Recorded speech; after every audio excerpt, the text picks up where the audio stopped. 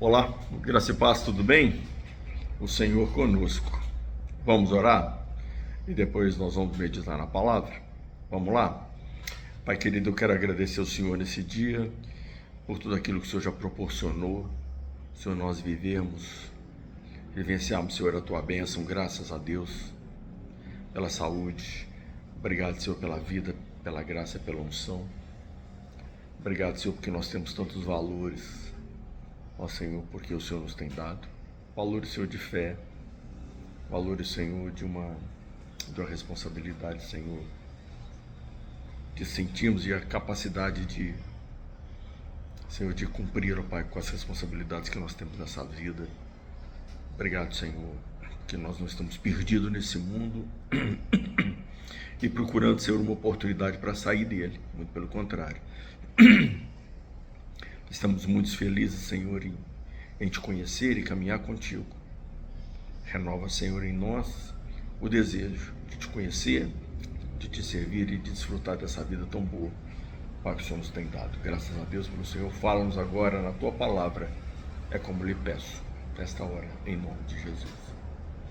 Prezados, eu gostaria de meditar numa questão da vida que muito se baseia aqui no capítulo 38 de Jó, que diz assim: depois disso, o Senhor respondeu a Jó de um redemoinho: quem é este que obscurece o conselho com palavras sem conhecimento? Agora, prepara-te como homem, porque te perguntarei e tu me responderás. Onde estavas tu quando eu lançava os fundamentos da terra? Conta-me, se tens entendimento. É claro, querido, que essa palavra não termina aqui. Até o capítulo 41, se você ler esse texto, só vai ser pergunta de Deus, perguntas do Senhor fazendo a Jó. E é claro que a resposta é muito óbvia. O Senhor falou: onde é que você estava quando eu lançava os fundamentos da terra? Olha, em lugar nenhum, eu nem existia. Seria a resposta óbvia de Jó. Mas a questão dessa retórica do Senhor aqui, dessas perguntas do Senhor, não é bem fazer Jó responder, porque a resposta era óbvia demais, velho. O Senhor queria que Jó refletisse sobre aquilo que Jó estava pensando da vida, da própria existência, pensando a respeito do próprio Deus, das coisas, né, como elas acontecem na vida. E este é o ponto inicial aqui da palavra desta noite. É onde a vida começa para nós. Querido, é a obviedade, né, do tema, a explicitude do tema, já demonstra para nós que diante da nossa própria vida, o que nós sabemos? O que nós sabemos da nossa própria existência? Nós estamos acostumados a explicar as coisas, né? Querer explicar as coisas, querer entender as coisas. E é muito comum na existência de todos nós fazermos afirmações que a gente tem certeza que a gente está certo. Queremos explicar questões da nossa própria vida, questões da vida dos outros. É muito comum a gente achar soluções para as coisas, né? Entender que aquilo que a gente está falando é verdade. E temos em nós aquele pensamento muito seguro a respeito de nós mesmos. Nós nos achamos, né, pessoas maravilhosas. Não é assim? Ninguém se vê mal, ninguém se vê egoísta, ninguém se vê uma pessoa reprovável. Ao contrário, nós temos uma autoestima a respeito de nós mesmos. E é evidente que o tema de hoje, a reflexão sobre a nossa própria vida, se o nosso posicionamento está correto em relação ao Senhor, em relação àquilo que vivemos, às pessoas que nos cercam, até mesmo as pessoas que nós amamos, se de fato a gente está fazendo certo, se estamos vivendo certo, se estamos tendo, se a mentalidade, se os nossos pensamentos, se eles estão corretos. esse tema, ele é tema para adultos, tema para gente que quer de fato acertar, porque quem não está nem aí, de fato, nem se interessa em saber como está a sua própria vida. Nós nos deixamos seduzir por aquilo que vemos, né? E muitas vezes a gente vê alguém assim tendo uma vida de muito glamour, né? E a gente se apaixona com aquele tipo de vida e logo vai pensando, mas aquilo ali é que é vida, né? Daí a pouco nós vamos acompanhando as pessoas, né? Que vive à custa de remédio, toma remédio para dormir, toma remédio para acordar. Gente que precisa de um incentivo para a vida aí, né? Aí enfia o nariz no pó. Gente com problemas com bebida. Fruto de acreditar, né, que a forma como vive é a maneira correta de se sentir aliviado e incentivado a continuar a viver. Tanta gente que precisa de tantas coisas para continuar uma caminhada, e muitas vezes uma caminhada que está levando ele para onde? Pessoas incapazes de refletir na vida, capazes de ter uma referência correta para medir-se a si mesmo. Falta aquele prumo na vida para, através dele, endireitar-se. Então, já que não tem o prumo, já que não tem orientação, então entende que o que está fazendo é isso aí. Tá ruim? Tá horrível? Não, mas essa aí é a vida que muita gente tem. E vai seguindo. Então, a reflexão que faço nesta noite é a respeito da minha própria experiência, que me fez pensar bastante, né? Sobre a minha vida, e eu inicio a minha fala nesse sentido dizendo o seguinte. A minha irmã faleceu, já tem 4 anos, né? E a responsabilidade de cuidar da minha mãe, ela é minha. E aqui é um relacionamento que me honra muito, né?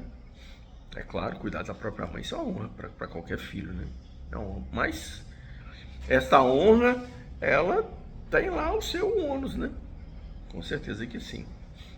E eu durante muito tempo da minha vida, a minha irmã estava viva, né? Então a responsabilidade do cuidado dela ficava para minha irmã enquanto eu viajava. E viajava, né? E curtia muito, né? Mas só com o falecimento dela, eu já não pude mais viajar, sair, mesmo que levando a minha mãe, né? Mesmo eu não vou deixar os cuidados da minha mãe para outra pessoa, com uma outra pessoa, para eu viajar, né? Isso não faz nem, para mim não faz sentido algum, eu não posso fazer isso, não me sinto bem fazer isso, né? Porque ela está sob meu cuidado, quem tem que cuidar disso sou eu, é o meu ministério. E até que no início a gente até poderia, até viajar junto, e eu propus a ela, né? Vamos viajar, né? A gente passou por um baque grande aí, vamos. E naquele tempo ela tinha condições de viajar, mas devido à fragilidade emocional daquele momento, ela não quis, e o tempo foi passando, e hoje não tem mais condições, né? Para a gente poder viajar junto. É mais ou menos, né, uma movimentação de uma tropa, né? E questões particulares aqui nossas em que eu vou ficar, né, numa condição difícil, né, fora da nossa casa. E aqui dentro de casa eu tenho tudo que preciso para cuidar bem, para estar tudo certo, e vamos caminhando assim. Então eu me ressenti muito de não ter mais a vida que eu tinha. Não que essa condição me atrapalhe em outras coisas. Eu posso fazer, né, as coisas que gosto de fazer, só que tem a limitação do tempo. Não posso ficar muitas horas fora de casa. Não posso passar um dia fora de casa. Não posso. Se caso for assim, tem que levar ela, não é mesmo? É a minha responsabilidade, é o meu cuidado. E é claro que essas coisas, né, querido, a gente começa a pensar nelas, porque no início é entusiasmo, estamos com a força total, mas aí o tempo vai passando, a rotina vai se consolidando, né? E a gente começa a perceber que a gente perdeu coisas. Se de um lado estamos fazendo algo muito importante, muito honroso, mas por outro lado, houve perdas aí, né? Perdas. Eu nunca, graças a Deus, nunca reclamei dessa nova condição de vida, né? Graças a Deus, nunca reclamei. Mas também, né? Nunca deixei de pensar.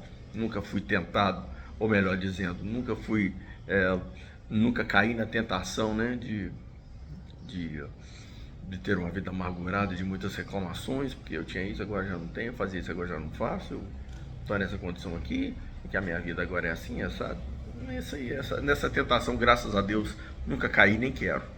Porque tá ótimo assim, graças a Deus por isso. Né? A virtude da vida, daquilo que estou fazendo, compensa as perdas que estou tendo. O Senhor Jesus diz que aquele que perder a vida por amor a mim é xalá, né? Então é mais ou menos nesse sentido aí. Esse é o ministério e é isso aí que eu vou. Mas, pensando nas coisas, né? Nas perdas e dos pesares da vida, eu comentava com um com o outro, ó, eu tinha uma vida assim, assim, assada, agora já não tem mais. Minha vida antes era de uma forma, agora já não é mais. E etc, né? E quando foi desses dias aí passados, eu me lembrei, veio à minha mente, e com certeza foi o Espírito de Deus que me fez lembrar de um senhor chamado Carlos. Ele é auxiliar de serviços gerais lá no lugar onde eu trabalho. Ele é terceirizado. E ele é uma pessoa que ele não tem os dentes da frente. A condição dele é de ser negro. E ele tem um filho que depende dele para tudo. O filho dele tem necessidades especiais, mentalmente é infantilizado, enfim. E usa fralda geriátrica. Então, querido, olha a condição de vida do Sr. Carlos. Sua condição étnica, ele já sofre preconceitos, que nós sabemos muito bem, né? A condição dele socioeconômica é outra, uma imposição dura da vida, que é o retrato de muitas pessoas, não é mesmo? E a condição dele de cuidador de uma pessoa tão dependente. E eu comecei a pensar na vida dele, e é óbvio, né, que é algo muito constrangedor, né, para alguém que está numa condição melhor, como a minha. O meu caso, a minha vida, a minha condição não pode nem por um momento, em nada, ser comparada com a vida dele. A minha vida, ela tem algumas limitações, sim, mas não é uma vida dura. A dele tem muitas limitações e é uma vida dura. Eu fico reclamando que já não posso mais ir a determinados lugares que eu ia e que hoje eu não posso, mas lugares que ele nunca foi. Fico pensando na minha vida, das condições que tenho para poder enfrentar, para poder conduzir a vida, poder executar, né, meu ministério aqui, né, de cuidar da minha mãe, recursos que ele não tem, talvez ele não tenha nem a 10ª parte disso que eu tenho para poder, né, realizar, poder cumprir com o papel dele. Então, se eu começo a pensar na minha própria vida, não é mesmo? E é claro, né, que já veio o pensamento Como que posso reclamar de alguma coisa, sendo que o meu semelhante está na condição muito, muito, mas muito pior do que a minha? A minha vida frente a dele, não é? É maravilhosa. Aliás, não precisa ser diante dele, não. A minha vida ela é maravilhosa, mas diante desse exemplo, nossa, negócio que até envergonha, né? Me envergonha. É mesmo, como é que eu vou reclamar de alguma coisa, levantar a minha voz para dizer que a minha vida é assim, que a minha vida é assado? Diante de um caso que eu conheço, que eu estou vendo, está na minha frente. Então foi aí que eu me lembrei aqui dessa passagem de Jó. Jó, na vida que ele estava tendo, e que convenhamos, né? Facilidades ele não tinha nada, né? Pelo contrário. Diante de tantas perdas, Jó ali tentando entender o que estava acontecendo com ele, e é óbvio que não estava satisfeito com a vida que estava tendo, que estava levando. Não estava satisfeito do momento de então. E Jó então, né, diante dos seus pensamentos, diante das suas coisas, diante das suas revoltas, diante das suas mágoas, o Senhor então, num determinado momento, chama Jó para conversar. E ele logo já pergunta: Jó, eu vou te perguntar e você vai me responder. Jó, eu não vou te explicar nada, eu não vou te condenar em nada, eu não vou te criticar em nada, eu só vou te perguntar e você vai me responder. Então, essa condição aqui de Jó, ela começa no capítulo 38, se você for lendo aí, não, o Senhor só vai perguntando. E é óbvio que Deus ia falando, né, e Jó, imagino que Jó foi ficando menor do que já estava. É mesmo? Assim somos nós. Todos nós. Nós precisamos nos achegar diante do Senhor e ouvir a voz do Senhor. Eu imagino que tanta gente tão insatisfeita com a vida que está levando. Alguém que está solteiro, gostaria de ser casado. Alguém que não que é casado, mas que não tem filho, mas gostaria de ter e reclama da vida, reclama das coisas, e que a minha infelicidade é assim, porque eu não tenho filho, porque eu não casei, porque eu não tenho dinheiro. A minha infelicidade aqui é que eu gostaria de, né, de ter um carro melhor e não tenho, de morar num lugar melhor e não moro. A minha felicidade aqui é de me sentir sozinho, né? Solidão. A tristeza da minha vida é que eu não tenho isso, que eu não tenho aquilo, que eu não sou assim, que eu não sou assim, que eu não sou bonita, que eu não sou bonito, que eu não sou fisicamente aquela pessoa que eu gostaria de ser. Porque se eu fosse assim, se eu tivesse essas coisas, a minha vida não seria infeliz como ela é. Então esse tema, querido, ele apesar de ser corriqueiro, normal das nossas vidas, essa insatisfação permanente com tantas coisas, não é? Não é mesmo? É um tema, sim, muito presente na nossa vida. E que apesar de também nós percebemos que muitas pessoas estão numa sorte pior do que a nossa, isso também é normal na nossa vida, mas nós nos deixamos levar muitas vezes. E quantas vezes nos levar por essas questões da vida e nos sentimos as piores pessoas do mundo. E sentir que Deus, né, não está olhando para nós, e Deus, afinal de contas, poderia ter feito, mas não fez. Nós nos sentimos assim. E queremos achar explicações para a vida diante das nossas tristezas, diante das nossas frustrações, diante das nossas infelicidades. Queremos achar uma explicação nas nossas faltas. Achamos que a resposta são as nossas faltas. Estamos infelizes, insatisfeitos, porque nos falta. Temos muita razão em reclamar de tantas coisas. Tantas pessoas, a conversar com elas, o rosário é o mesmo. O rosário é o mesmo. Mas quando nós olhamos para o nosso semelhante, e quanta gente padecendo, tanta gente sofrendo, tanta gente triste, tanta gente magoada, tanta gente levando uma vida sem sentido, Quantas pessoas aí parece que estão padecendo, sofrendo em vão os mesmos erros, as mesmas tristezas. É nesse momento, querido, que ao invés da gente, de nós, olharmos para nós e tentar explicar a nossa frustração da vida achar a resposta disso através das nossas faltas, nós deveríamos e devemos entrar na presença do Senhor e ouvir a voz do Senhor.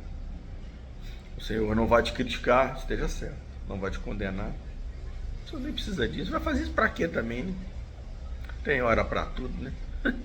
E com certeza, quando vamos com o nosso coração diante do Senhor, com as nossas questões, o Senhor tem uma palavra para nós. Para Jó foi essa. Para mim foi o seu Carlos. Para Jó foram as perguntas de Deus. Para mim foi o seu Carlos. Olhar para ele.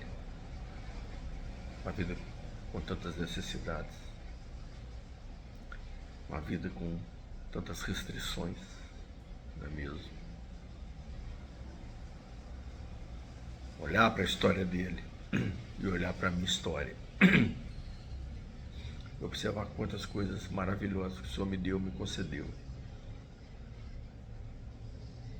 E que eu não tenho direito algum, em momento algum, de reclamar da minha sorte. Vocês queridos, você está reclamando de um marido que você tem, de uma esposa que você tem. Sua escolha. Olha quanta gente, querido. Olha quantos homens e mulheres aí padecendo, que estão padecendo por falta de uma ajuda, por falta de uma mulher ou de um homem nas suas vidas, por falta de uma família na vida. E você tem. E você tem. Não é mesmo? Então, nessa noite, essa palavra é para fazer você refletir.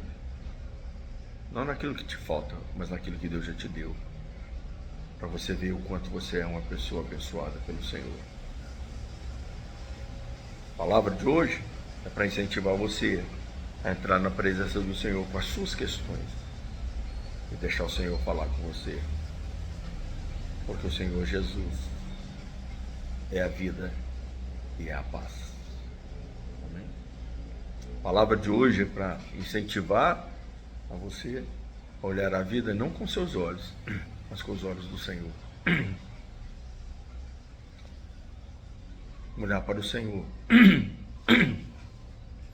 Não com os olhos daquele que diz: o Senhor não me deu, o Senhor não fez. Mas olhar para o Senhor, o nosso Criador.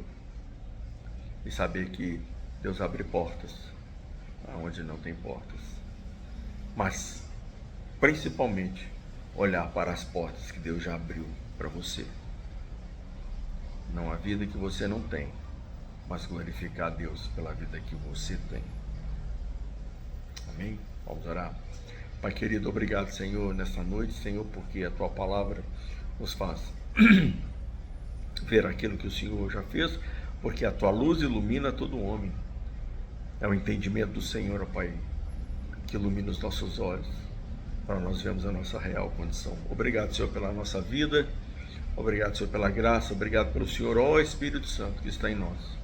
Obrigado, Senhor.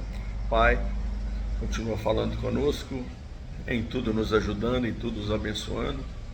E, Senhor Jesus, nós estamos juntos. Estamos juntos, Pai, para vivermos aquilo que o Senhor tem reservado para nós. Graças a Deus, pela honra que o Senhor nos tem dado, de ter o Santo Espírito do Senhor na nossa vida e poder termos comunhão contigo, graças a Deus. Receba a gratidão pela nossa vida. Obrigado, Senhor, e dá-nos graça para a gente ajudar tanta gente, Pai. Pai que não tem nada, Pai, diante daquilo que o Senhor nos tem dado. E nós podemos, Senhor, porque o Senhor nos tem dado tanto. Graças a Deus. Abençoa a nossa vida para a honra e para a glória do Teu nome, é como lhe peço, em nome de Jesus. Amém, meu querido? Valeu? O Senhor te abençoe, tá legal? Um grande abraço para você em todo o tempo. Sejamos gratos ao Senhor. Glória a Deus. Valeu. Tchau.